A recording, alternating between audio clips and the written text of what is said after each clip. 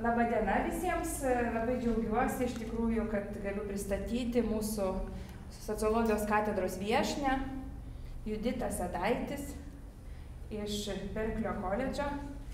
Ir aš manau, kad Judita pati pristatys daugiau apie save, pakalbės apie save, ar ne, ką veikia, kokius pasiekimus turi, o mes visi pasiklausysime ir vėliau padiskutuosime, ar ne?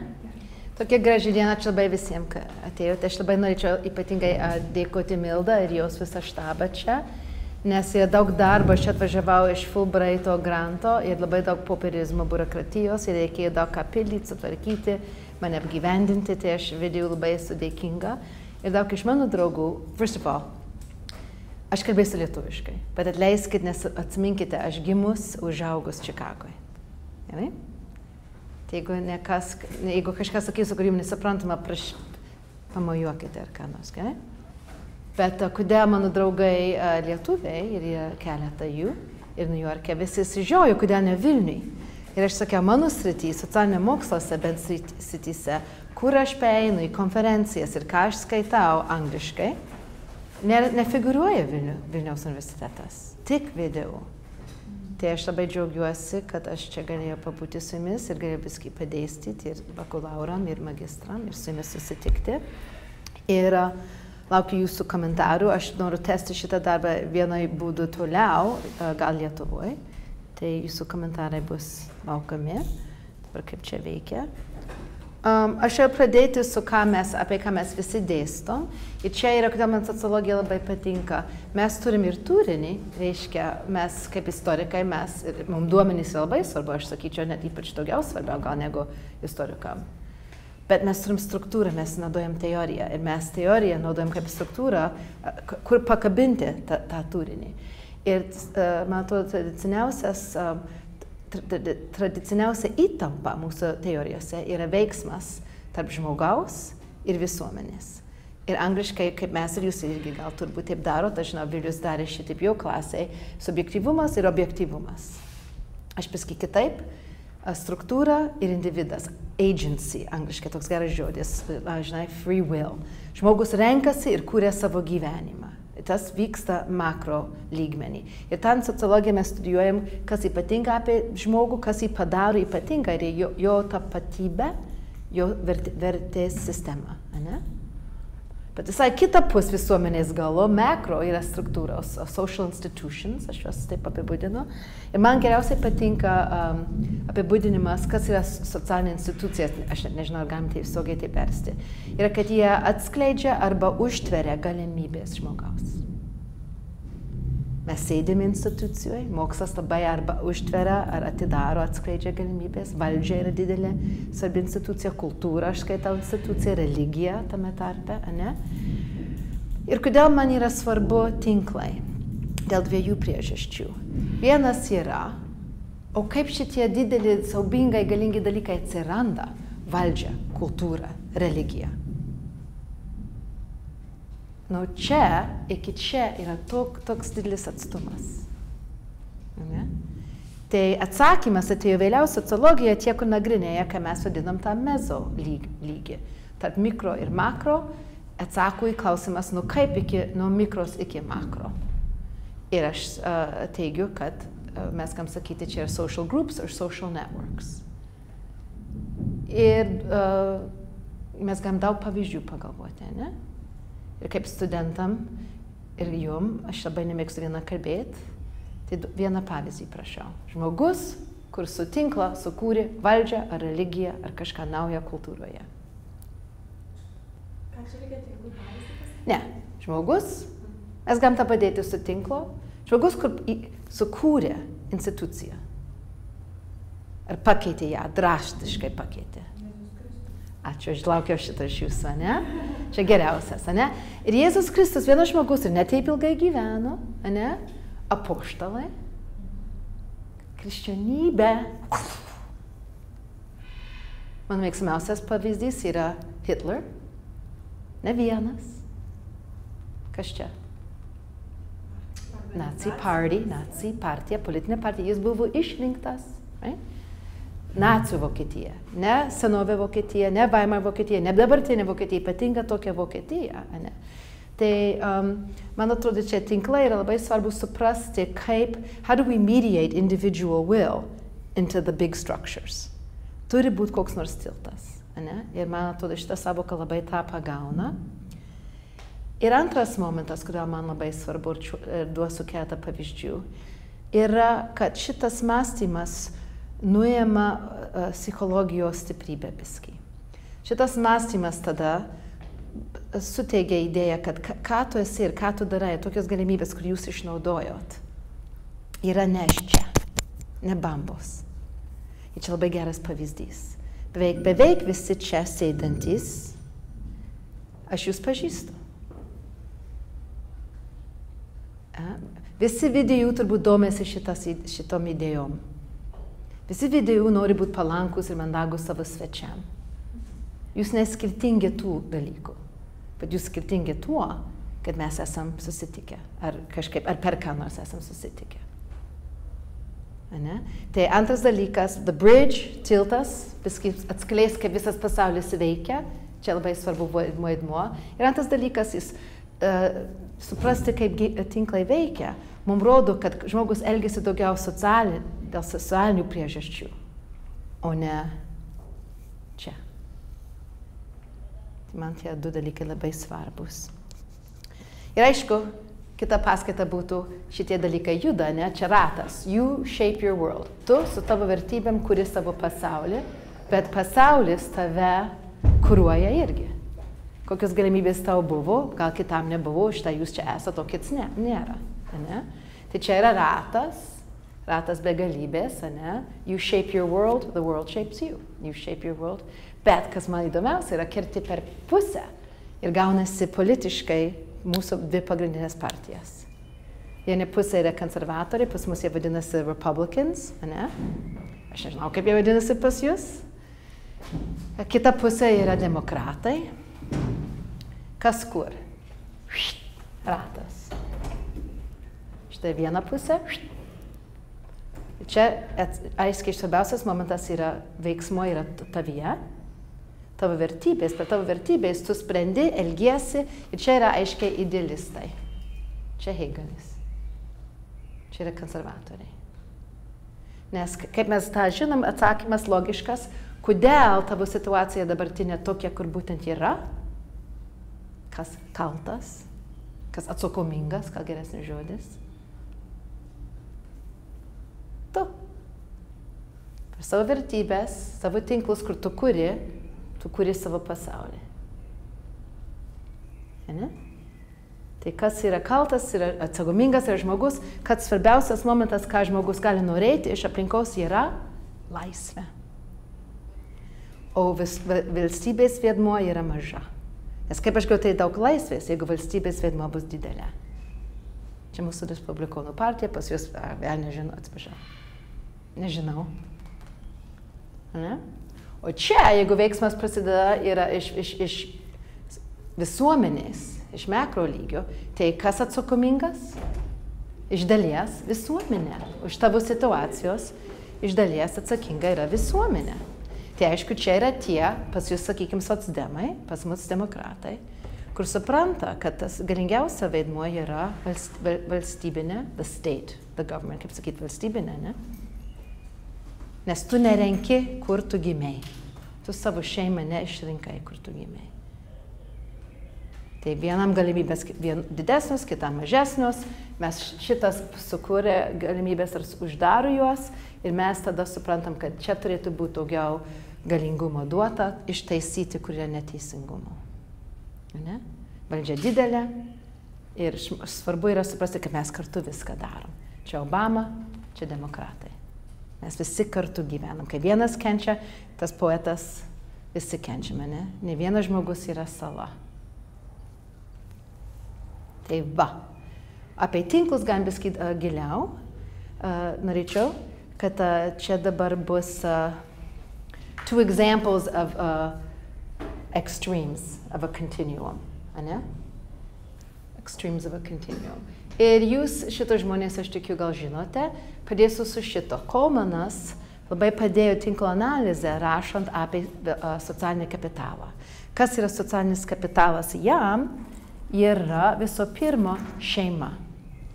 Ir šeima turi glaudžius, tankius ryšius, nes čia yra žmonės, kurie intimus viens su kito ir viens kitą dažnai matosi. Tai čia yra du tie kriterijai, kas yra strong tie, mes vadinam, stiprus ryšius. Yra artimas žmogus, kur dažnai matai. Ir jūsų tinklai, kur turi tokius ryšius, mes vadinam tanku. Ir kas... labai sunku koncentruotis. Labas. Gerai, ačiū. Okay, so, tai kol mes įvedė social capital, kaip tie tinklai, kur mes vadintum, kaip aš sakiau, dense, tankus. Ir tolimesni moksliniai darbai labai tą savoką paėmė būtent į mokslą nagrinėti moksleivius ir įrodo per įvairių būdų, kad tos šeimos su tokiais tinklais turi daugiau kapitalą ir mes galime įrodyti, kad ir kaip mes matuojam. Tėvai, ar jie pažįsta savo vaikų vaikais. Tėvai, ar jie lanko mokyklą, ar jie kalbasi su vaikų mokytojomis. Ne? Ir mes labai daug turim literatūros Amerikoje, ryšim socialinį kapitalą su mokslu, kad šitie glaudžiai tinklai labai gerai veikia vaikui atžvilgiui. Kad jiems geriau pasisekė tie, kur turi šeimas, kur yra šitie glaudžiai stiprus tinklai. Kas įdomesnis momentas yra, ir vėliau apie šitą kalbėsiu, kai mes įvedam žmonės iš kitų rasių, staigiai pasidaro biskį problematiška. Ir netaip švariai gražiai veikia šitas teiginys, kad tankus tinklai labai padeda vaikam. Ir gal už trupučio paaiškės, kodėl. Kas įvyksta? Dabar galvojam, kad čia tu. Ir galvokit apie jūsų artimus, ne? Kaip aš galvoju apie savo draugių ratą. Deja, ten vyrų nėra. Aš šovinistė. Bet aš manau, pas daugelį mūsų, jeigu mes turėtum, pieštum savo glaudžiausią, stipriausią tinklą, moterim būtų panašu, kad mes viens su kitais, ne? Tai va, aš čia centre, čia mano visos glaudžiausios draugės ir aš juos aiškiai pažįstu. Čia kaip čia. Tu centre, čia yra tie žmonės, kur tu pažįsti. Bet šitam tinkle visos draugės, kur tau artimos, pažįsta ir visas kitas. Ne? Tai tinklai pasidaro labai tankus ir kai aš skaitau gerą knygą, kodėl aš ją surinkau, būtent, kad jinai man pasakė. Tai kai aš baigiu, sakau, tikrai gerą knygą ir aš jai padovanoju. Tada, kai tą filmą išeina kaip kinas, mes aiškiai visos einam. Ne? Ir pasidaro, kad žmogus svetimas ateina į mūsų būrelį ir nesupranta, kas darosi. Nes vienas žodis ar vienas prisiminimas ir staigiai mes juokiamės ir žmogus svetimas nesusigaudo. Yra tiek daug, kur mes esam pragyvenę ir suprantam kartu, kad net kalbas pasidaro implicit. Neatsiminiau ieškoti šitą žodį lietuviškai. Kalba eina be daug visų žodžių, kur reikalinga. Mes viens kitą suprantam be mažiau žodžių. Turbūt yra būdvardis lietuviškai irgi dėl šitos. Kaip? Užslėpta reikšmė. Užslėpta. Implicit. You imply. Nereikia sakyti you imply. Ne? Kaip? Numanomas. Ok, gražiau. Ja, numanomas, ne? Tai mes pasidarom daugiau vienodos. Kas čia yra dinamika? Žmogus, kur labai glaudžiai gyvena su žmonėmis savo tinkle, tokia dinamika prasideda, kad kas atsitinka, mes pasidarom vienodos daugiau ir iš to glaudžiaus ir dažno susitikimo. Ir didžiausias gal bruožas ir svarbiausias yra, kad mes pasitikim. Žmogus tokiam tinkle labai daug pasitikė viens kitam. Tai buvo labai staigmena, kai viena disertacija pasidarė turbūt žymiausia disertacija vakarų sociologijoje, kai vienas žmogus darė tokį eksperimentą. Savo studentam čia Harvarde, sakykime, jūs mano studentai, jūs visi dabar ieško darbą, baigiat mokslus, ne? Jūs siunčiat resume. Sakykime, tie žmonės yra tavo, aš juos vadinsiu, pagalbininkai. Jūs siunčiat resume savo pagalbininkams ir tada aš sakau, tu man nupiešk, kaip tas tinklas atrodo. Visi, kur gavo tavo resume, ar jie viens kitą pažįsta, čia vienas extreme, ar ne vienas iš jų pažįsta viens kito. Ir tada eksperimentas buvo suvokti, koks tinklas padės vaikui greičiau rasti darbą. So koks? Silpnų ryšių. The Strength of Weak Ties. Labai geras pavadinimas, Mark Granovetteris, dirbu New York'e, dabar sėdi Stanford'e, toj bus Professor Emeritus, ane? Čia yra extreme example of a weak tie network. Čia žmonės, kur viens kitą pažįsta negerai, gana formaliai ir dažnai nesusitinka. Right? Atvirkščiai nuo šito. O kokie čia bruožai? Čia yra, reikia atsiminti šiuo momentu Zimmel, ane? Zimmelis, kaip rašė, atsimeni dyad, triad. Labai glaudžius yra tas dyad ryšis, bet įvedi triad ir staigiai atsiranda pas mus Kolumbijos universitete, kur aš baigiau sociologiją.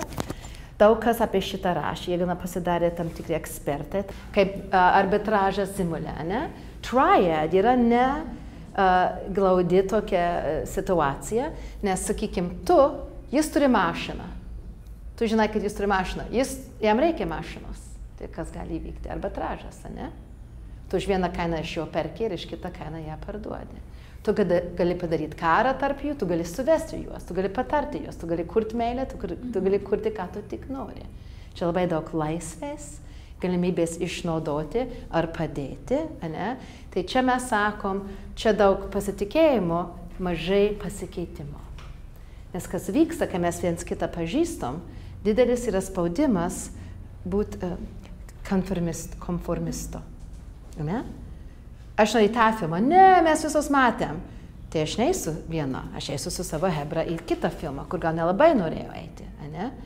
Tai čia daugiau tie glaudžiai ryšiai gali likti glaudus, jeigu visi daro kaip pagal tą normą, kur susikūrė šitam pasaulyje. Čia nėra normos, čia yra didelė laisvė, diversity ir daug galimybių. Ne? Tai čia yra tie du tipažai. Ir aš norėjau biskį dabar apie juos kalbėti, kaip jie veikia. Pirmas pavyzdys bus iš politinio pasaulio, tada kalbėsiu apie, nežinau kas čia, pirmą apie politiką, tada apie migraciją ir etniškumą. Biskį apie Ameriką, tada biskį apie Lietuvą. Kaip jūs visi žinote, kur žinote de Tocqueville, kaip jūs ištarėte de Tocqueville'as? Tocqueville'as. Jis labai sužavėtas buvo, kai atvažiavo 1830, ne? Būtent suprasti, kaip vesti demokratiją toliau Prancūzijoje, kai bajoras jis dirba aukštam poste ir Prancūzijoje biurokratas. Ir ką jis rašė, du dalykai, kur noriu pastebėti. Vienas buvo, kaip įdomi Amerika, ant kiekvieno kvartalo yra dvi institucijos - bažnyčia ir bankas. Visur tie du dalykai, taip skirtingi ir tie abu labai svarbus. Ne? Ir antra pastaba, kad mes visi bendraujam visuomeninės, we have lots of social groups. Mes turim daug bendravimo, daug tinklų, ne? Visokių klubų, visokių kaimininių grupų ir tokių rinkėjų grupų ir bet kokį hobį tu turi grupę su tą hobį, ne? Tai čia jam labai patiko Amerikoje, taip jis teigia, kad čia yra tas civilinė visuomenė, ant to yra pagrįsta. Kad žmonės ne vieni sėdi, bet kartu bendrauja, rūpinasi apie šiukšles, ar apie kultūrą, ar kas vyksta kartu. O Putnamas, jums irgi labai gerai žinomas, per seniausią knygą Bowling Alone teigia, kad tas jau pradeda dingti, kad mažiau pas mus balsuoja, mes mažiau turim balsuotojų negu jūs, ką tik turėjote rinkimus, mūsų skaičiai mažesni būtų, negu jūs turėjote. Ir kodėl? Jis teigia, kad technologija dabar viską sugadina, kad žmonės turi, man labai patinka šitą savoką, digital helmet, šalmą. Ne? Jie gali, kaip pastaba, aš dabar šarvuota, jie gali kalbėti, žiūrėti, būti savo gyvenime ir jie dabar nebendrauja aktyviai, neišeina iš namų. Ir kad čia mus nuslopina mūsų demokratija. Įdomiausias man pavyzdys prieš šitą idėją yra iš tikrųjų, kas įvyko prieš paskutinėse rinkimuose pas mus. Kai Obama laimėjo antrą raundą, antrą kadenciją, taip reikia sakyti, jis labai turėjo stiprią jauną komandą ir ką jie darė. Kad rinkti pinigų, rinkti rėmėjus, tie, kur dės ant savo žolės prie namų, kad žinai jo vardą, kad maždaug rodo visiems kaimynam, aš esu už Obamą, jie naudojo šitus elektroninius tinklus. Ir labai gudriai, ir biskį baugina, tu gaudavai žinutę, rodant, kas iš tavo ratų, žinai, kaip Google Plus ar Facebook'e. Ir jie sugebėjo rodyti tau, maždaug bus toks renginys rinksim pinigų, ateis vienas iš Obamų lyderių, jūs galėsit pirkti tuos, žinai, ženklus teiti ir va kas iš jūsų tinklo ateina. Ne? Ir dabar, jeigu tu matai, kad visi eina, kaip tu gali neiti? Čia dabar vyksta socialiniam plotme irgi, aš manau. Dabar jūs visi esat matėt e-invitations, ne e-invites. Aš žinau, viena iš mūsų kolegų, Jūratė Imbrasaitė, siuntė neseniai, kad apie Ukrainą kalbės vienas kolega, ne? Tai jūs esate tokius matę. Staigiai matai, kas kviesti, kas sakė, kad bus, kas sakė, kad nebus. Ir tas, man atrodo, prieš ką gal Putinamas bijo, rodo, kad yra kitokie tinklai dabar formuojasi. Ir mes tik turim suvokti, kaip jie veikia. Ir jie turės gerų bruožų ir gal netokių gerų bruožų. Bet Obama, jie surinko labai daug pinigų būtent šitaip. Naudojant tavo ryšius, tave stumia elgtis, kaip jeigu tu vienas būtum, tu gal nebūtum elgiesi taip, kaip nebūtum gal davęs pinigų, nebūtum ėjęs į posėdį, nebūtum padėjęs ženklą ant žolės, žinai, kad tu esi už jo. Bet kad spaudimas gaunasi savaime, jeigu visi mato, kur tu sakai, tu eisi ir darysi ir būsi. Pačiai, jeigu tavo viršininkas eina. Jo. Jo, jeigu viršininkas yra. Bet man atrodo, čia daugiau yra socialiniai. Pavyzdžiui, Facebook'e ar sėdi tavo viršininkė? Būtų keista pas mane, nesėdi. Bet rektorius nėra. Ja, rektorius nėra. Ir aš manau, dauguma žmonių...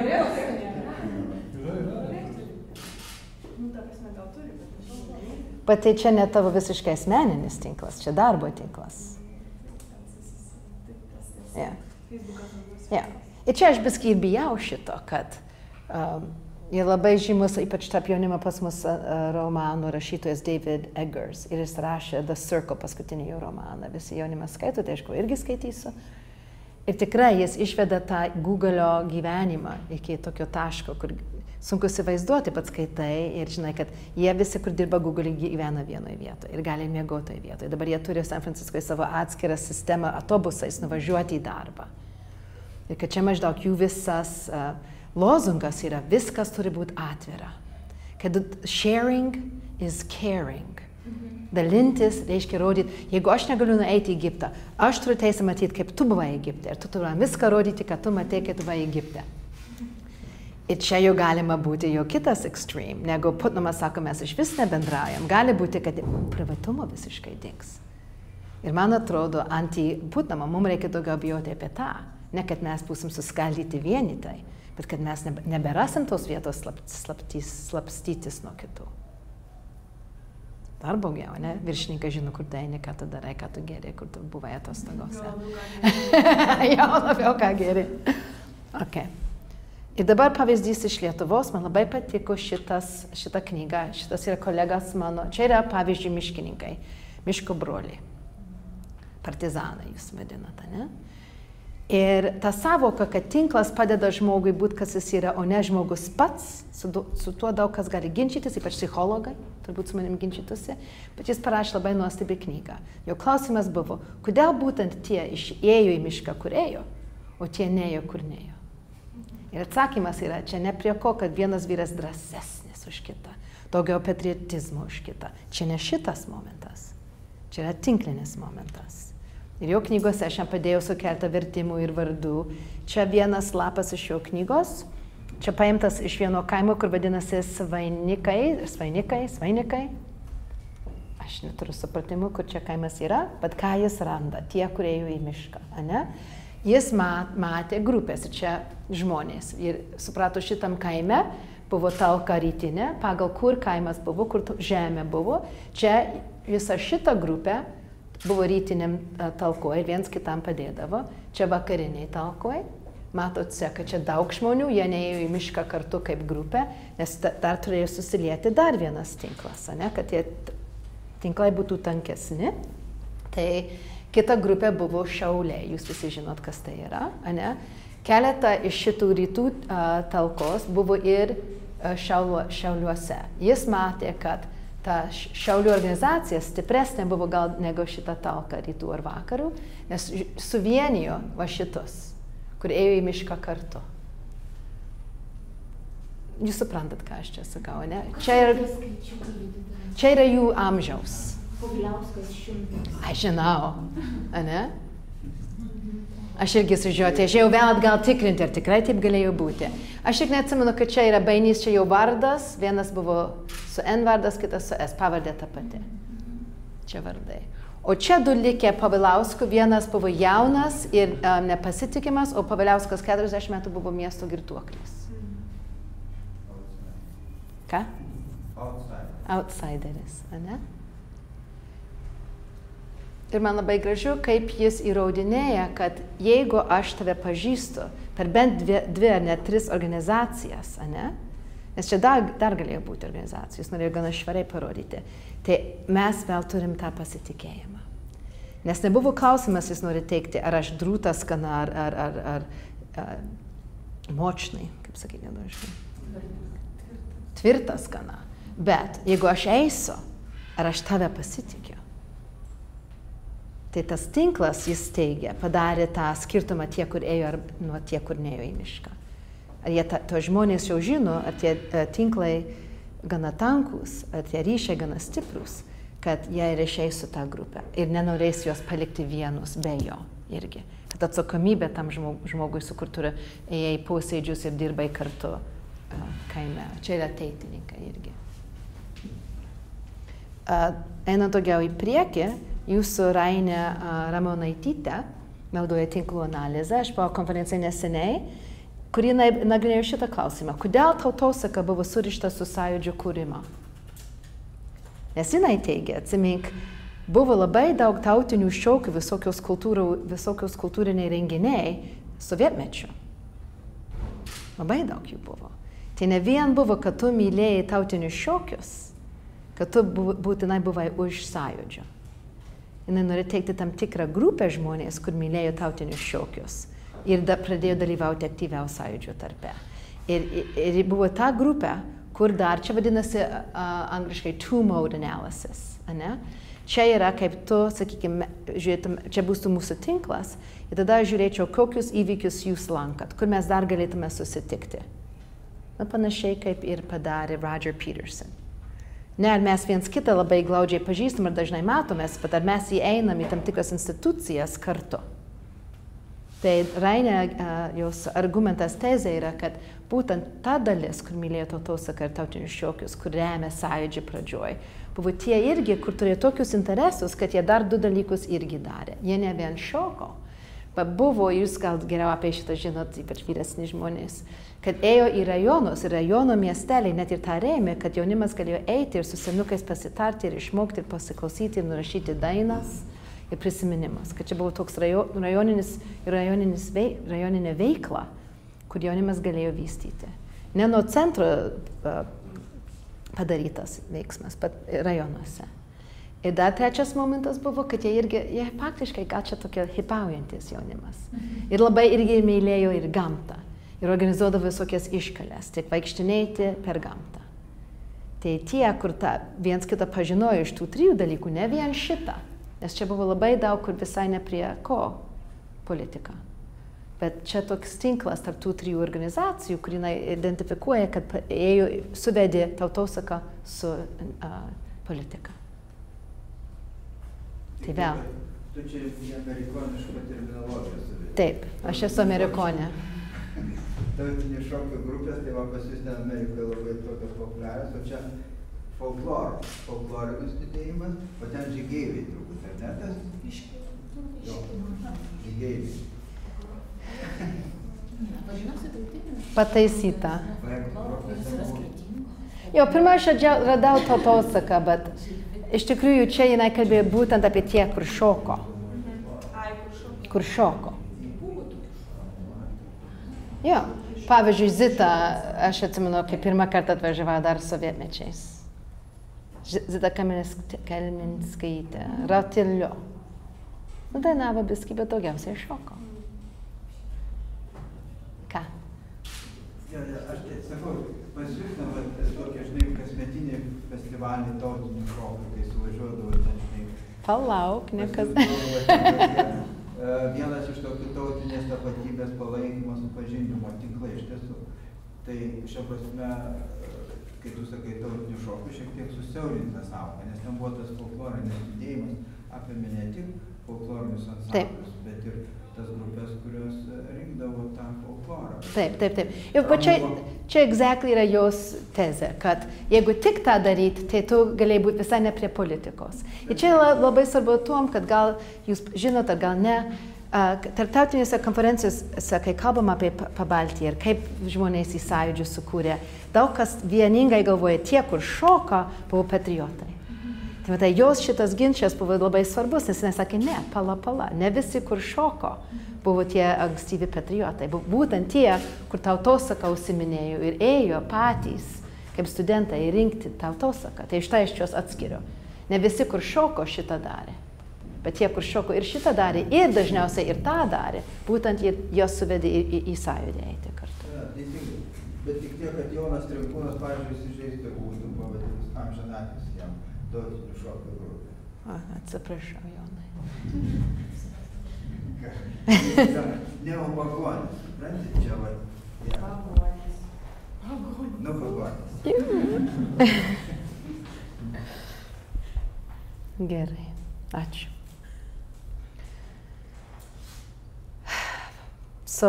Ką reiškia mūsų laik kultūra ir būti etninė?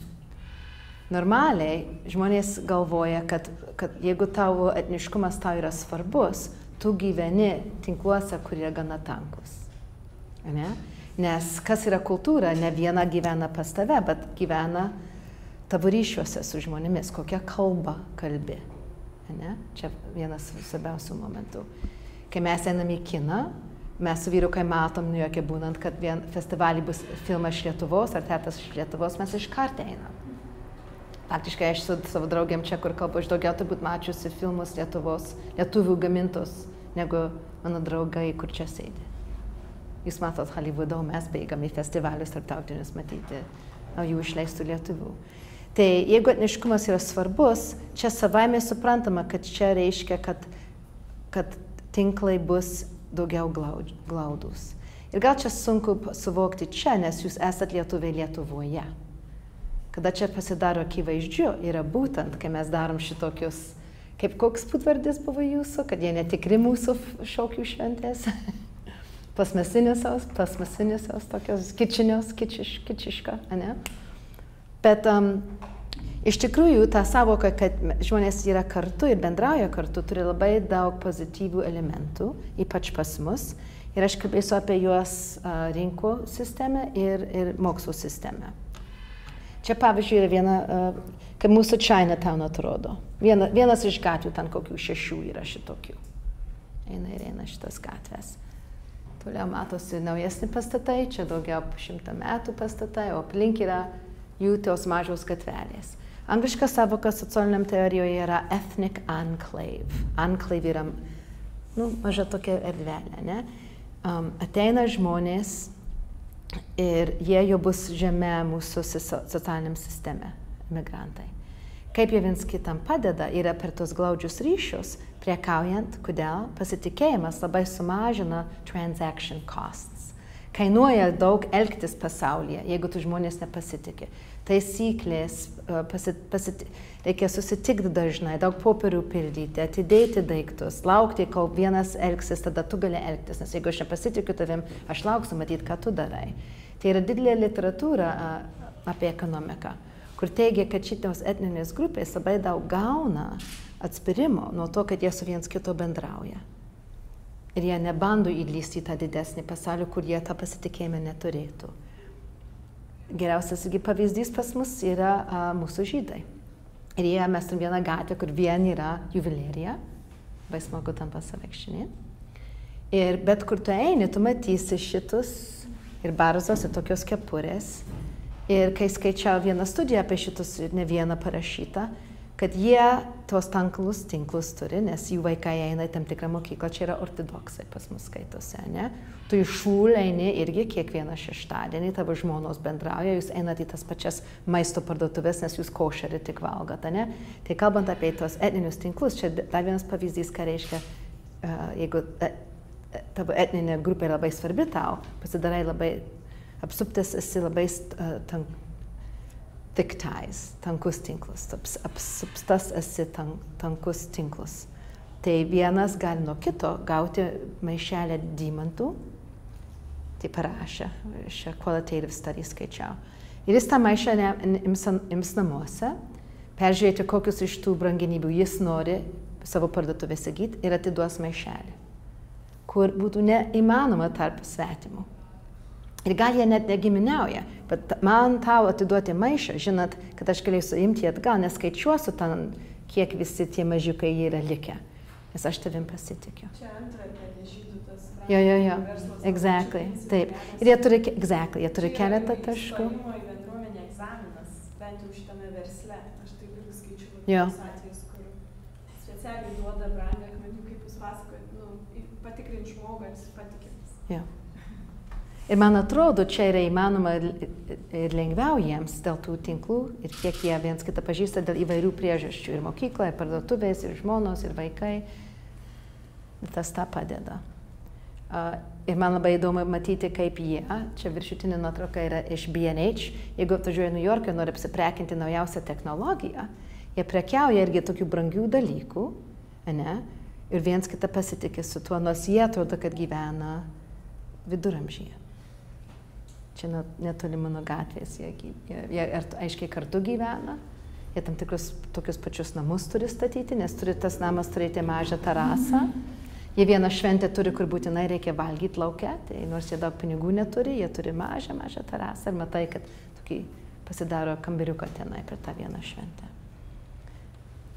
Bet yra ir, man įdomu su tinklais, kiekviena pusė turi ir negatyvę, ir pozityvę, ne? Tai mes kalbėjome apie pozityviai, kaip veikia tie glaudžiai tinklai.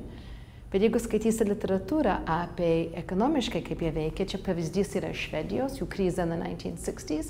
Ir čia yra pavyzdys, aiškiai, iš Japonijos, kaip atrodo jų kareicų, ne? Ir jie didžiausia recesija turi 10 metų truko ta recesija, ne? Nes kas atsitinka, tie glaudžiai ryšiai, kur, kaip aiškinau anksčiau, viens kitam pasitikim, bet nauja informacija neateina. Nėra to lankstumo.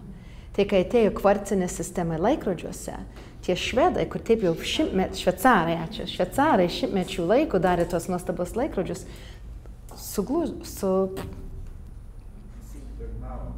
jie prarado daug biznio. Jie negalėjo gana lankstai suvokti, kaip mes dabar darom. Inovacija yra žymiai sunkiau priimti kitose tuose glaudžiuose tinkluose. Jie susitvarkė, daug susimažėjo, išleido tą Swatch, dabar naujų visą yra tinklų ir naujų medžiagų. O čia labai geras pavyzdys, viršutinis čia momentas yra tas kareicų, kai visi pinigai ir draudimas eina su viena banka. Tai čia vienas intermarket kareicų, o vertical integrations, iš kur tu perki ir su kuo tu perki parduodi tam tikros firmos. Čia ne tai, kad ten tos didžiulės japonų korporacijos turi sukūrusios savo infrastruktūrą, tai yra pavyzdžiui bankinės, finansinės paslaugos, kažkokia ta įmonė, kur tik juos aptarnauja, nes tie koncernai yra didžiuliai. Ja. Ir dar jeigu dar atsimeni prieš karą, dar buvo šeimos. Visos tos paslaugos, kurios ten aptarnauja vieną tą kažkokią. Ja. O jie tą vadina kareicų, kad bankas yra centre ir jie tam tikrus kompanijas, o tos kompanijos irgi negali eiti kitur, irgi net nesinori. Sąlygas yra geresnės, ne? Tai tas labai daug padeda verslui, geresnės sąlygas, nes mes turim tą istoriją, bet Japonijoje, kaip ir Šveicarijoje, kai ateina kažkas nauja, tu žymiai mažiau lankstus esi ir negali pasikeisti. Ir visa recesija, daug kas sako, priklauso nuo to, kad jie gali inovacijas daryti techniniam pasaulyje, bet kai ekonomika keičiasi, jie negali persikeisti, persorientuoti. Naują struktūrą įvesti į savo pačios firmas negali. Tai yra tai pliusai ir minusai, tai ką reiškia geriausias tada tinklas? Aš gal apie tą kalbėsiu, kai prieisiu prie dabar etniškumas pas mus ir su mokslu surišta, nes mes turim labai didelę problemą. Ir mano darbas namuose Amerikoje yra ryžtant etniškumą su mokslu. Ir kaip galima pasisemti iš mokslo, kad pagerinti savo gyvenimą. Kas yra sėkmė, žiūrint iš kokio etninio grupės tu esi. Nes yra didelis skirtumai pagal etniškumą. Mes turim 3 didžiausias minorities Ir čia žalias yra tie, kur baigia aukščiausius mokslus, bakalaurą ar toliau. Ne? Ir jūs turbūt galite skaityti, bet čia aiškiai grupė, kur daugiausiai išsilavinta ir tarp mūsų daugiausiai uždirbanti yra azijiečiai. Ar čia įeina tie žmonės, kurie, pavyzdžiui, iš Azijos, nes Kinijoje ten labai turtingi pasidarė, kurie atsiunčia tik studijų laikotarpiui savo absolventus ir po to išsiunčia atgal į Kiniją. Ar čia tie gyvenantis Amerikoje? Jie vis tiek dar gana mažuma pas mus yra. Kur jie atvažiuoja, jie labai daug išvažiuoja. Ja, čia daugiausiai būtų koriečiai, vietnamiečiai. Turbūt jos. Ir kartais, žiūrint, kaip skaičiuoja, iš Indijos irgi skaitosi Azija. Tai iš Indijos daug atvažiuoja pas mus ir lieka. Tai tokia, iš Kinijos atvažiuoja, bet daug išvažiuoja. Ir dar jie mažuma, bet jų skaičius greičiausiai ir auga pas mus, kiniečių. O kas mažiausiai išsilavinimą gauna ir daugiausiai išeina tik net nebaigiant gimnaziją, yra hispanai arba latino, kaip mes vadinam. Mažiausiai baigia net mokslus. Ir po jų mūsų juodaodžiai. Juodaodžiai ir čia mažiausiai su ispanais baigia aukštus mokslus. Klausimu, bet Amerikoje žmonės yra susimaišę. Ar iš tikrųjų taip galima žmonės suskirstyti juodas ar... Jeigu tavo tinklui svarbu kultūra, tai tu nemaišaisi. Čia priklausomas tinklui, o ne tiek daugiau kaip ir... Čia daugiau pagal priklausomą tinklui, negu pagal suskirstimas į 4 grupės žmonės. Aš galiu atsakyti gal šitaip. Tie, kur apsiveda su žmogus iš kitos kultūros ar rasės, yra labai mažai. Ir daugiausiai tas, kur tą daro, yra baltas vyras. Šitas nacionalinis statistikos departamentas, man atrodo, naudoja ar ne šitą suskirstimą? Nacionalinis departamentas, kano? National Statistics. O mes turim labai daug. Daug kas mūsų geriausias, patikimiausias šaltinis yra The Census, kas 10 metų. Tai mes atnaujiname. Šitą klasifikaciją, ar ne? Čia yra ateina iš Census 2000, jo. Census 2000 Metro. O meksikiečiai tą latino grupę patenka, ar ne? Taip. Ir kaip jie save priskiria, net kaip jie save pavadina. Ja, ir čia yra sociologui košmaras ir man geriausiai patinka vienas atskiria rasę nuo etniškumą. Tai tavo etniškumas gali būti ispanas, latino, čikano, mexican, guatemala, blablabla, labai ilgas sąrašas, ne? Ir mes neseniai atskiriam kultūrą nuo rasę, nes iš Puerto Rikos, iš Karibų salų irgi ateina juodis, bet juodaodis ir kalba ispaniškai. Tai mes dabar turim tą savoką, kad yra Caribbean, Afro-Caribbean, arba tu esi ispanas, bet ne baltas. Ir daugiausiai žmonės, kur sako, jie yra latino, o mes turim baltas, ne ispanas. Čia svarbiausias kategorija. Baltas, bet ne ispanas. Nes ispanai yra balti, bet ne visi. Yra juodaodžiai, kur skaitosi ispanais. Tai viskai atskirti kalbą, kultūrą, tautą nuo rasę. Tai tas viskai padeda. Ir jeigu mes skaitom, kad tinklai yra geri, pavyzdžiui, ekonominiam sisteme, iki tam tikros ribos, kaip tie tankus tinklai veikia moksluose. Iš dalies kiniečiai mato labai gerai ir mokinasi. Čia nuotrauka iš mano vaikų gimnaziją. Labai daug vaikų, 3000 vienoje gimnazijoje. Azijiečiai yra 9% mūsų naselenijos, mūsų population New York'e. Šitoj mokykloje geriausia valstybinė mokykla, jie yra 87%. Nes reikia išlaikyti egzaminą įstoti. Tai atrodo, kad gal tie stiprus tinklai labai gerai veikia. Ir bizniui su tam tikrom ribom, ir gal mokslai. Bet aš manau, kad čia būtų neteisinga galvoti, kad čia yra biskį sudėtingiau. Nes kas irgi turi labai stiprus tinklas, kur mano paveikslas, yra kas turi irgi stiprų tinklų. Dauguma mano studentai yra juodaodžiai ir ispanai. Ir čia gana šokiruojanti nuotrauka, mano studentai neateina su šautuvais į klases, ne? Bet jų tinklas irgi yra stiprus. Ir aš čia skaičiau keletą studentam paskaitą apie labai fainą parašytą savoką Code of the Street. Čia kaip urban anthropology, ne? Jų tinklas yra labai kietas, nes kodėl? dviejų priežasčių. Jiems labai reikia garbės ir tą garbę sukovoti savo darai su prievarta. Mums visiems reikia garbės. Visi nori būti mylėti ir jausti pagarbą. Čia yra žmogiškas dalykas. Bet būtent kodėl jų kultūrai tas yra išpešta negražiais būdais. Ir Elijah Anderson Yale sėdi, teigia, kad čia yra dėl to, kad kaip mūsų valdžia į juos žiūri neigiamai, valdžia jiems nepadeda, kai reikia, o juos maišo, kai nereikia. Ir jie patys turi savęs saugoti viens nuo kito. Tai susiformuoja šitos bednuose vietose, kurie gyvena, aiškiai, kaip angliškai mes vadinam gangs.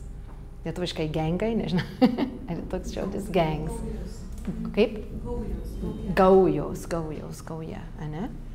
Tai čia irgi yra labai svarbus tinklas jiems, jeigu vaikas nori vakarą mokintis, nes egzaminas rytoj, sakykime, chemijos, o jo hebra sako, vaikinė, dabar čiuožiam, jis nemokinsis tą vakarą. Hebra yra svarbiausia. Ir ką jie daro, jeigu jiems nesekasi mokytis, jie visi šaiposi iš to mokslo. Ir iš dalies čia yra atsakymas, kodėl žymiai mažiau jų įstoja. Čia gali būti kultūrinis momentas, ne kultūrinis valstybingumas, čia yra structure, macro level, kaip valdžia juos traktuoja. Jų meso level turi su tą bendrauti ir jie patys daro savo tvarką, nes jie netikėsi bendros tvarkos. Jie skaitosi, kad jie turi būti policija savo kaiminystėje. Tai tu šauvai mano sesę, kitą dieną aš ateinu ir tave nušauna. Va taip, kaip Albanijoje. Arba Irake, kaip mes nesupratom, kad negali tik sakyti žmogui, tu nešaudyk jį, nors jis nušovė kažką artimo tau. Reikia bent duoklę kažką duoti. Ne? Čia visai kitoks mąstymas vyksta šitam urban biednume. Bet man įdomus toks momentas gaunasi, kad reikia atsiminti Bourdieu, ką jis kalba.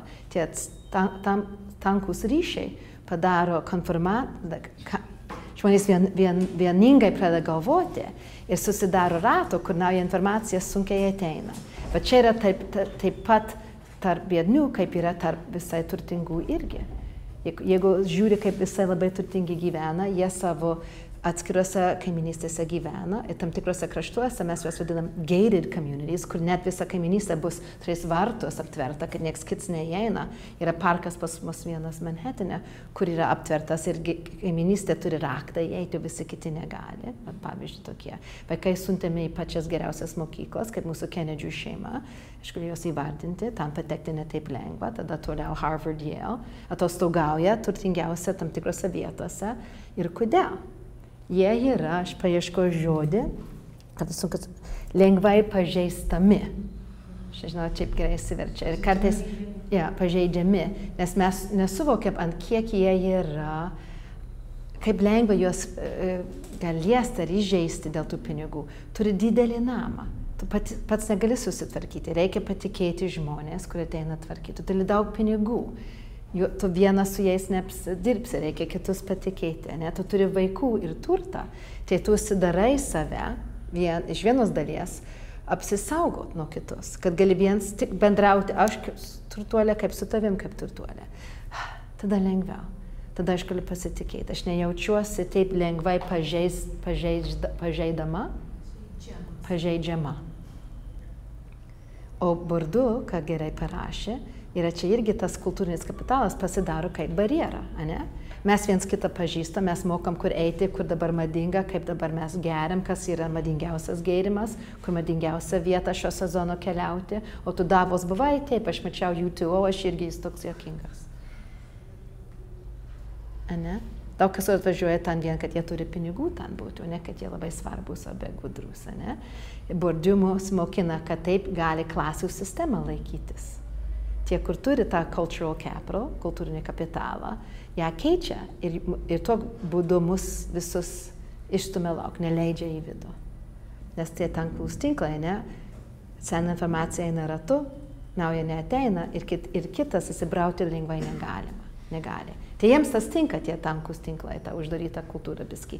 Bet mano studentam, čia kita kultūra. Čia pavyzdžiui, kaip labai mada buvo kelnes dėvėti pas mus.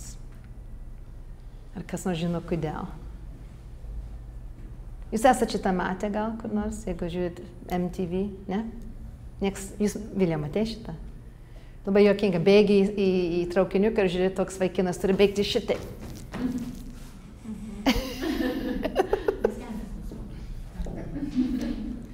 Labai populiari mada, jau pradeda biskį baigti. Eglė žino, ne? Jaunimas žino, gali patvirtinti.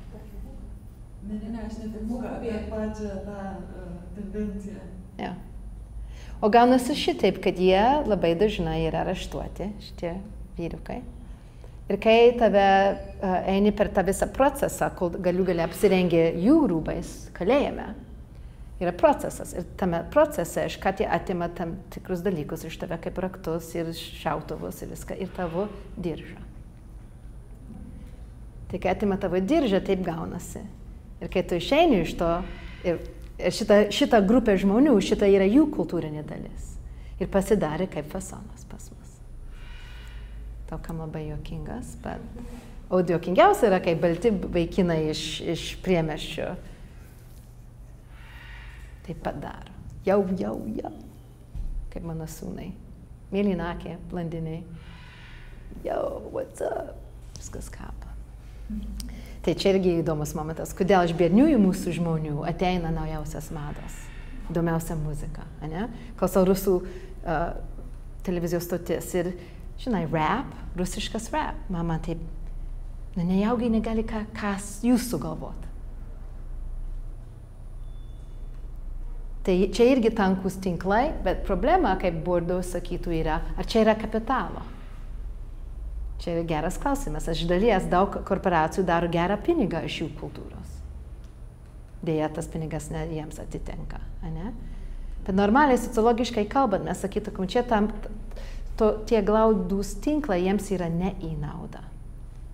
Ne kaip turtingam. Jiems ne į naudą, nes jie negali gauti galimybės keistis lengvai ir įgauti naują informaciją ir naują kultūrą. Ir daugas iš mūsų galvoja būtent, kas padeda žmogui sektis, gal yra ne taip glaudžiai likti savo kultūroje, bet įaugti į kitą kultūrą. O kodėl tas yra sunku šitai grupiai daryti, būtent yra, kad jie neturi iš savo tėvų, kaip Komanas rašė, tą social capital. Pas mus rašoma, kad šitie ir meksikonai gal neturi tą savoką iš tėvų, kad jie turi savo kultūrą, tai kas belieka jiems yra gatvės kultūra. Tai iš dalies tie tankus tinklai iš etninio pasaulio, kur tėvai perduoda vaikam, gelbėja biednus imigrantus nuo biednumo. Nes jie galvoja, nors jie biedni, faktiškai, objektyviškai biedni, savoka, kas jie yra kas kitas. Savoka naujai atvykę iš Karibų salos yra aš esu karibietis. Ir mes matom, kad tie vaikai geresnius pažymus gauna, statistiškai geriau negu vietiniai juodžiai, kur jau prarado tą šeimos supratimą normų. Ir jie prarado tą kaip buferį, kad jie nors biedni ir gal gyvena gatvėje, jie nėra iš gatvės. O vietiniai jau tą prarado. Tai jų tinklas gaunasi ne iš etniškumo iš jų tėvų, iš senelių, bet jų etniškumas gaunasi iš gatvės. O kiniečių gaunasi iš šeimos. O kaip dėl kitų mažumų? Taip va, ką aš ką tik sakiau. Ne. Tai kaip padėti žmonės, kur neturi gal stiprų etniškumą, ar turi gatvės etniškumą, jeigu taip galima sakyti. Labai madinga savoka pas mus yra žodis engagement. Jeigu skaitai literatūrą apie mokslą, sako, kaip reikia padėti mokyklai klesti, kaip VDU katedroje, to engage the student. Tai daro visokių activities, įvesti vaiką, naktį daro, kaip pereitą savaitę vaikai bandė daryti kažką prieš AC/DC, kai čia grojo. Ar čia buvo tikra grupė AC/DC ir tik tai vadinasi šitas, tik vadinasi AC/DC, okay. Aš neįčiau vienai per kitai, bet gerai. Žodžiu, engagement and social integration, didžiausia literatūra pas mus, kad kuo daugiau studentas jaučiasi integruotas kolegijoje, kuo daugiau jis palieka namų kultūrą ir supranta šitą kultūrą, juk čia yra kultūra irgi, ne?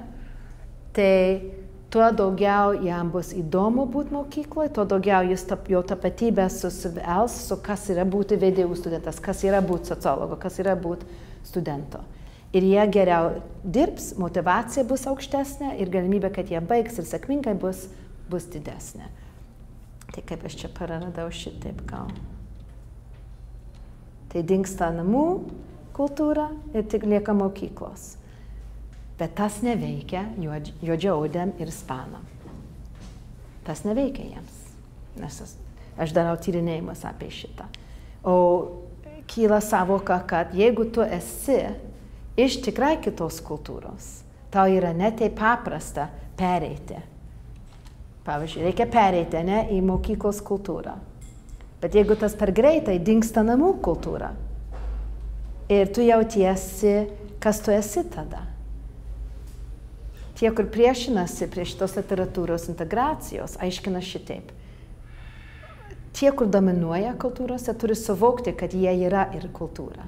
Ir ta kultūra ne visiems tinka, ne visiems yra lygiai taip pat suprantama. Jeigu tu ateini iš šeimos, kur nebuvo tėvai išsilavinti, pavyzdžiui, tu gali net ir būti irgi baltaodis, bet tavo šeimos kultūra yra ne atvira mokslui. Tai čia irgi yra viena kultūra namuose ir vietoj tą užmiršti ir tik priimti naują, tą daryti yra labai sunku. Naujausia mada pas mus dabar, nors jinai maža, bet aš prie tos pusės esu. Ginčytis, kad nereikia suvokti, kad vaikas turi palikti namus, pritapti prie mokslo, bet reikia mums, kaip institucijom, duoti galimybę vaikui nešti savo namų kultūrą į mokslinę kultūrą. Ir būti, kaip sakoma, bicultural. Turėti tas dvi tapatybės. Ir su laiku gal jie patys gali viens kitam duoti suprast viens kitam. Negali būti visiškai skizofreno, bet galvoti, kad tu gali palikti, kad kaip tu buvai 18 metų ir staigiai keistis, dabar tu jau esi VDU, ar kaip pas mus, Harvarde, ar kur nors. Tavo šeimai kalbėjo kitaip, ar elgėsi kitaip, bet dabar staigiai tu turi čia pritapti, yra neteisinga.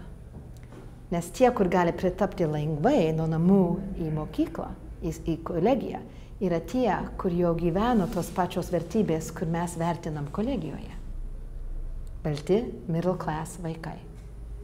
Ir ta visa literatūra, kur kalba apie integration, tik tuos vaikus ir studijuoja. Ir man taip įdomu kaip sociologė ir gal kaip emigrantų vaikas, kad jie nesupranta, kad mokykla turi savo kultūrą. Čia ne tik yra teisinga, čia ne tik yra taip, kaip turi būti. Čia yra vienas iš būdų, kaip galima būti. Ir ne visiems vaikams yra suprantama. Čia yra kaip gentis. Kolegija turi savo kultūrą. Ir vietoj sakyti žmogui užmiršk, reikia jam, kad jis pritaptų. Bet su abiejais, namų ir mokyklos kultūra. Tai čia kyla savoka transnational. Pas jūs čia yra labai svarbu pasvyti, čia kur mūsų katedroje, jūsų katedroje dirba, ne? Tai pavyzdžiui, čia yra ne sparse ir ne dense, nelabai retas, bet nelabai tankus tinklas, ne? Ir čia gali būti, pavyzdžiui, jūs. Jūs turit kolegos vienam darbe, kitam užsakovas čia, o čia yra šeima, sakykime. Ne? Arba čia tavo lietuviai draugai, o tu mokiniesi Airijoje. Ir čia tavo airiški draugai. Arba, kaip man buvo, tavo tėvai lietuviai atvažiavo, ir čia mano lietuviški draugai iš parapijos, ne? Iš šeimos draugų, ir čia yra mano amerikoniški draugai. Ir iš vienos pusės, man atrodo, čia yra kaip idealus tinklas, nes jis gali išlaikyti čia glaudus ryšiai, bet irgi turi tą galimybę, naują informaciją, inovaciją iš kitur. Nes svarbiausia yra šitas trečia eilė žmonių. Kontaktą laikyti su žmonėmis, kur dar pažįsta žmogų, kur tu niekad gyvenime sutiktum.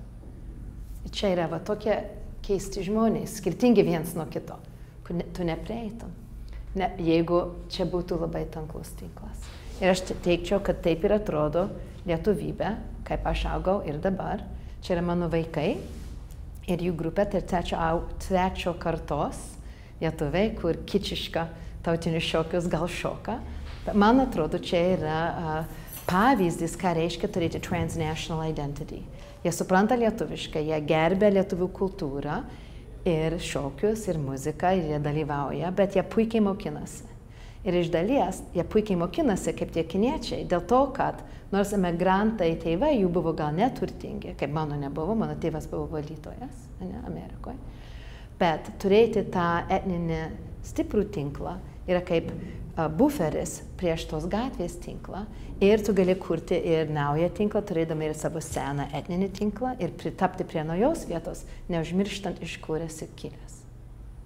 Ir mes, mano hebra, mano draugai ir mes bandom tą toliau tęsti savo vaikam. Aišku, su kiekvieną kartą tas bus sunkiau ir sunkiau. Čia mano rūbai. Mano duktė. Tai aš baigsiu biskį su mano paskutinius tyrinėjimus. Čia, kur aš dirbu New York'e, visai kitaip atrodo negu tradicinis koledžas. Jis sėdi visai vidury Manhattano, netoli 42 gatvė, čia yra 41. Mano vyras architektas, tai aš norėjau rodyti fasadą, koks gražus viršuj. Ir čia vienas iš mano studentų grupių, aš paskui norėjau parodyti, kaip jie yra visi įvairūs. Šita mergaitė, man atrodo, Norvegė, o visi kiti labai įvairūs. Ir aš norėjau matyti, kas sugeba tuos silpnesnius ryšius su profesoriais turėti ir kas lieka daugiau tinkluose su šeima. Nes aš suprantu, kad reikia maišyti šeimos tinklus su naujus mokslos tinklus. Tai čia daug galiu pasakoti, bet aš norėjau daug skaičių rodyti. Čia tik viena lentelė. Ir man buvo labai įdomu, kad ir skirtumas buvo statistinis, kažkur tai turėjo būti rašyta, kad čia mano visi grupiai, arabai, African Americans, juodaodžiai, karibų juodaodžiai, hispanai studentai, azijiečių studentai, europiečiai, aš vadinu tie balti studentai. Dauguma baltų studentų pas mane atėjo iš kitur. Ir kas turėjo daugiausiai tų silpnų ryšių buvo tie, kur iš kitur atėjo, šitie. O kas turėjo mažiausiai silpnų ryšių buvo europiečiai. Ir man buvo įdomu toliau suprasti, kodėl šitie turėjo daug ryšių su profesoriais. Tai čia viena iš mano studijų, bet ypač šitie. Jų tėveliai mažiausiai ką turėjo ir daugiausiai biedni ir jie daugiau ieško tinklų su profesoriais. O europiečiai iš tikrųjų yra balti, atvažiuoja į Ameriką mokintis ir daugiausiai pinigų turintis. Kaip čia ateina vaikai studijuoti, jie turi mokėti už mokslą, ne? Na, bet aš žinau, kaip pas jūs, bet pas mus, jeigu ateina žmogus, jie turi mokėti. Ir čia labai didelis skirtumas tarp jų, visi kiti maždaug vidurkiai. Tai aš supratau iš dalies šeimą, kur negali, vaikai supranta, kad jie negali pas ją glaustis, ne? Tai aš suprantu, aš šitą lentelę taip supratau. Tie, kur iš Europos ir pinigų turintys tėvelių, mažiau ieško naujų tinklų. Tai iš dalies čia yra gerai jiems, kad jie gali glaustis prie tėvų ir prie draugų ir ne su silpnus tinklus, čia ta prasme aš turiu minį, kas bendrauja su profesoriais. Tie balti mažiausiai bendravo. Nežinau, čia. Aš jau biskį ilgai kalbu, ne? Aš tik nuotraukų gal rodysiu. Čia yra tie tinklai, su UCI net gali parodyti. Ką aš tik norėjau parodyti? Tie tinklai, kur karibų studentai naudoja. Klausimas yra, su kuo tu bendrauji, spręsti klausimus, kas liečia mokslus. Ir visiems buvo labai svarbu šitie tėvai, draugai ir giminės, kur aš vadinčiau stiprus tinklus. O karibų afrikiečiai profesoris buvo toli, iš tikrųjų. O palyginti su europiečių studentas, profesoris buvo visai arti tėvelių. Tai reiškia, jie glaudžiau pradėjo bendrauti. O čia yra tie, kur yra gimę pas mus, taip pat kaip europiečiai, profesoriai buvo arti kaip tėveliai ir giminės, stiprumui, svarbumui. Tai pavyzdžiui, kas nesvarbu yra, kas toliau nuo centro, kas svarbiau, kur tu daugiau bendrauji ir glaudžiau yra daugiau centre. Tai čia, pavyzdžiui, visai arti to žodžio only native students yra kunigas. Ne? Su kuo tu kalbėsi dėl patarimų. O prieš tai, kur buvo kunigas, irgi labai labai toli europiečiam studentam. O Karibų salos studentai, profesorius yra labai toli ir šalia jo yra kunigas. Tai visai kitaip studentai žiūrėjo į kas gali jiems informuoti, kur yra tas kapitalas, apie kas veikia, kas darosi mokykloje. O kas iš to? Paskutinė mano slide čia yra. Aš bandau nagrinėti, jeigu tu turi stiprų etninį tinklą, kaip tas veikia. Galėtų būti daug pasitikėjimo, panašumo, nes tas yra bruožas tų tankų tinklų. Tai čia gaunasi, kaip how this is correlated to strong ethnic density, strong ethnic ties. What's correlated to strong ethnic ties? Kuo daugiau mama įsilavinus, tuo šansas didesnis, kad būsi daugiau iš stambių tinklų, ar bent iš tų stambių tinklų orientuojasi į mokslą. Pats liūdniausia, ir ką aš biskį galėjau atspėti, yra, jeigu tavo tinklas yra etniškai stiprus, tu neturėsi daug diversity, nežinau kaip sakyti lietuviškai, įvairovės, ir čia galėjai atspėti, bet liūdniausia, tavo GPA, reiškia tavo pažymiai, kaip tau sekasi mokykloje, bus blogiau negu tie, kur turi tos netankus tinklus. Tai iš dalies, tas vidurkis, man atrodo, daug ką padeda studentui, nes reikia tos įvairovės ir lankstumo su nestiprų tinklų, bet duoda tas savo pasitikėjimą, nepraras savyje tie stiprus tinklai. Ir balansą turėti yra, man atrodo, idealo. Ir man gali daugiausiai tie, kur ateina jau tamsesni odžiai, stipros šeimos, glaudžiai gyvena ir jie norisi, kad jiems pasisektų Amerikoje. Bet kur jie žiūri gauti informaciją apie mokslus, yra daugiau į šeimos narius ir ne į profesorius. Iš dalies čia yra dėl to, ką kalbėjau anksčiau, mes neturim tą savoką, kad mokykla irgi yra kultūra. Mes turim tą savoką, kad čia visi gali pritapti vienodai. Ir ko mes tą, ypač pas mus Amerikoje, mes bandom jau tą suprasti. Tokius kursus dabar leidžiam apie savo etniškumą, ateik ir mokykis. Klubai pagal savo etniškumą. Momentas būna, kad tie, kur jaučiasi outsideriai, tada naudojasi tą progą bendrauti su viens kito. Ir jie jaučiasi gerai, bet jų pažymiai negerėja.